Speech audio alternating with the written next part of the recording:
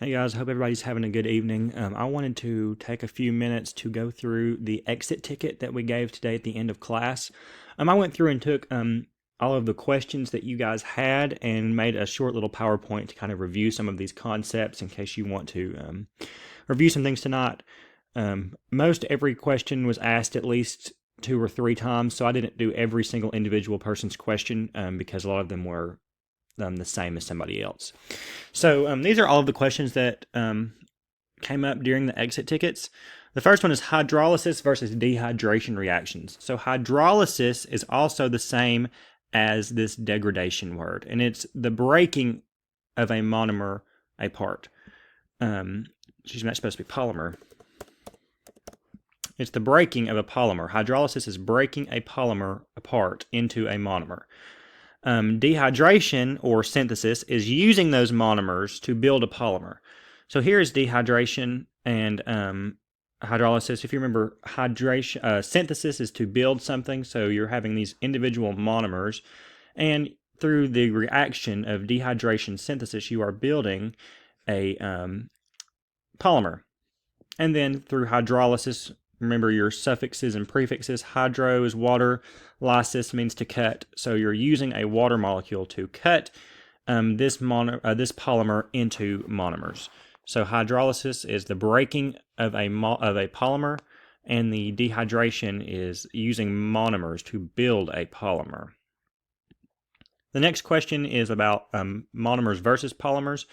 Remember, mono means many. Mono means one, so a monomer is one individual unit, so all of these are individual by themselves. And a polymer means many, so a polymer is individual units linked together. This person said, I need more help finding out what makes hydrolysis, and that's a great question. So if you look at this is from a carbohydrate. You have sucrose, which is a complex carbohydrate, or it's a simple sugar, but it's complex. So that makes it a polymer, and it's broken apart using hydrolysis into glucose and fructose. So using water is what makes this hydrolysis. So you see they're adding this water molecule into right between here, and you can see where it breaks apart. We've got 2 hydrogens. Here's 1 hydrogen on this one and 1 hydrogen on this atom or molecule, and then we have our 1 oxygen that's right over here. So that's how hydrolysis is hydrolysis, because it is using this water molecule to split apart these polymers into monomers. Next said, I don't know how these reactions relate to anything else. That's a great question. We'll see more of this as we move into nucleic acids and proteins, but this is how it relates to carbs and lipids. Dehydration reactions joins monosaccharides, which remember that means one, into disaccharides and polysaccharides. So dehydration synthesis is joining monosaccharides to form disaccharides. And here's an example, glucose plus fructose equals sucrose. So you're joining these individual monomers, and they are making this polysaccharide or a disaccharide. Hydrolysis breaks them apart. So here's when you're digesting, when you eat potatoes or noodles or whatever, the starch is being broken apart by hydrolysis into glucose as it's being digested. We also have lipids.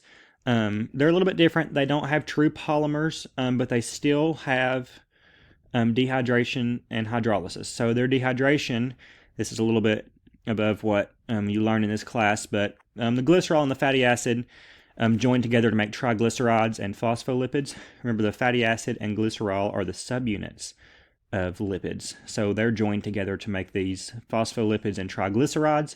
If you remember, phospholipids are in the cell membrane, and triglycerides are actually what our saturated and unsaturated fat are made of.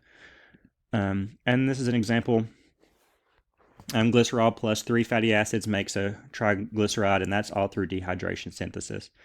And then hydrolysis breaks down fats into glycerol and fatty acids. So breaking it down using water. The next one's all about lipids. It's the structure, monomer, and polymer of lipids.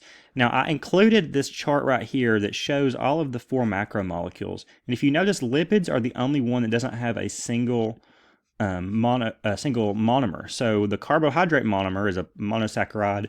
The protein monomer is an amino acid, and the nucleic acid monomer is a nucleotide. Now, if you notice, lipids have two. That just means that they're separated into two subunits. So they have fatty acids, and they have glycerol. So here's glycerol is blue. It's just right here is the glycerol. If you look at this saturated fat, and then this is your fatty acid chain, which is this. And when it's joined together, that makes it kind of a polymer. It's not a true polymer, but it's lipid's own version of a polymer. So when they're joined together like this, then it's a polymer. But if they're by themselves, then it is technically it's a monomer, but it's just their subunits.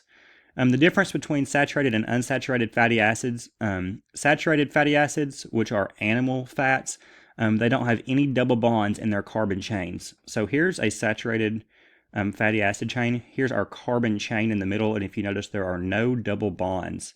It's not talking about this right here. This is part of the glycerol, but it's talking about these bonds right here in the middle. There's no double bonds, and they are straight chains. Our unsaturated fatty acids are our plant fats and our oils.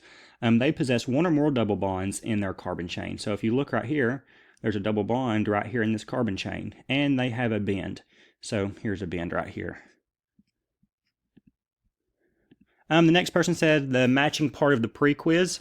So I'm just going to read you off the answers. I don't have a way to mark these like you would on your regular quiz.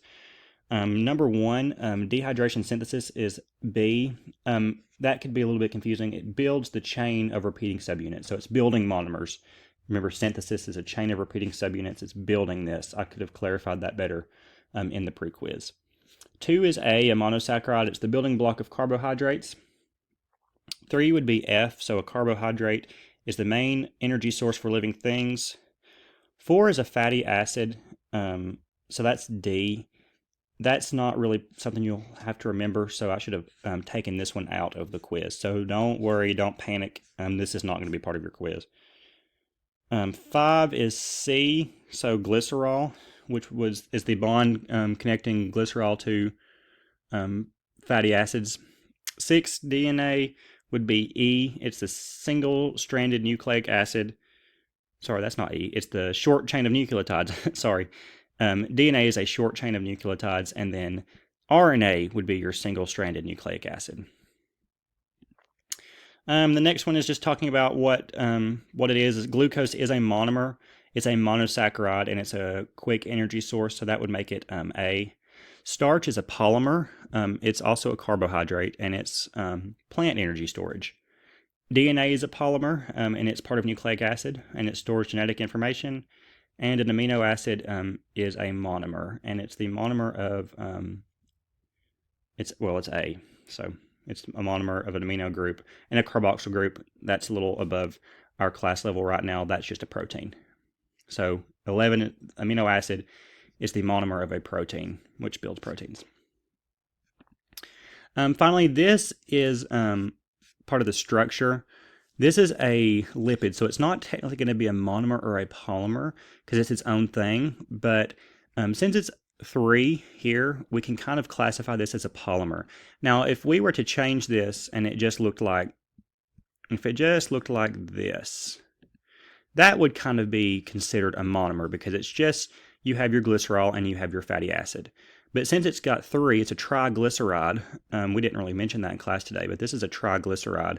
And we know that this is a saturated fatty acid. If we go back up here, unsaturated fatty acid. It's an unsaturated fatty acid. If you see, it's got a double bond in the carbon chain, and it has a bend. So if you see the bend, you can automatically know that it's an unsaturated fatty acid, and you can see that double bond right there. The elements included in the structure are hydrogen, carbon, and oxygen.